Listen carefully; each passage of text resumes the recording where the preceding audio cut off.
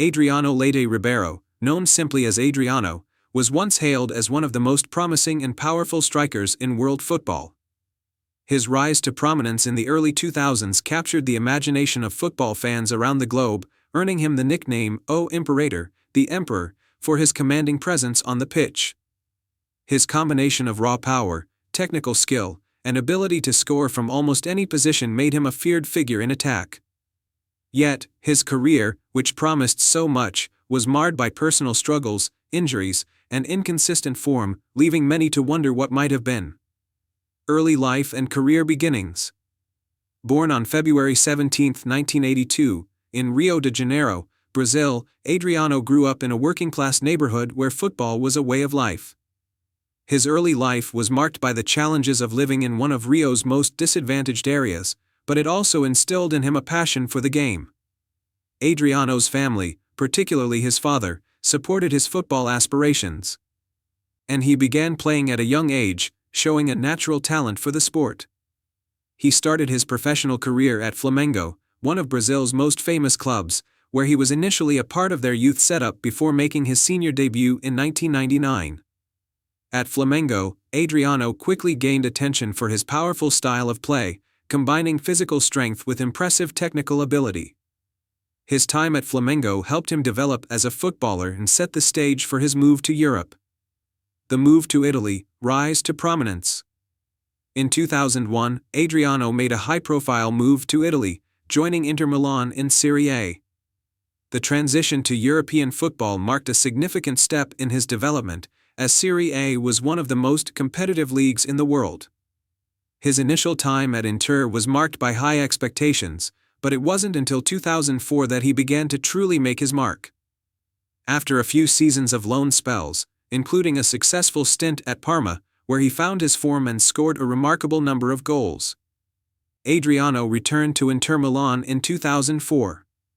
Under coach Roberto Mancini, he flourished, quickly becoming one of the most dominant forwards in Italy.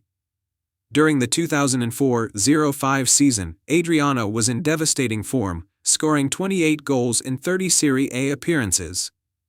His power, combined with a deadly finish, made him one of the most feared strikers in Europe. He was a force in the air, with an ability to shoot from long range, and his physicality was unmatched. His goal-scoring prowess saw him gain international recognition and earned him the nickname, the Emperor, from fans and media alike. Adriano's potential seemed limitless, and he was expected to be the next great striker of the new millennium. His blend of athleticism, skill, and fearlessness made him a perfect fit for the modern game, and his performances in Italy did not go unnoticed by the football world. International career, a key figure for Brazil. Adriano's incredible form at Inter Milan earned him a call-up to the Brazil national team. He made his debut for Brazil in 2000. And over the next few years, he became an integral part of the squad. His national team career was highlighted by his participation in major tournaments like the Copa America and the FIFA World Cup. In 2004, Adriano played a key role in Brazil's victory in the Copa America, helping his team to the title with some powerful and crucial performances. His most memorable moment came during the 2005 Confederations Cup, where he was named the tournament's top scorer and led Brazil to another international title. The pinnacle of Adriano's international career came in 2006, when he was part of the squad for the FIFA World Cup in Germany. Despite being one of the most dangerous strikers in the world at the time, Adriano's World Cup campaign was ultimately disappointing.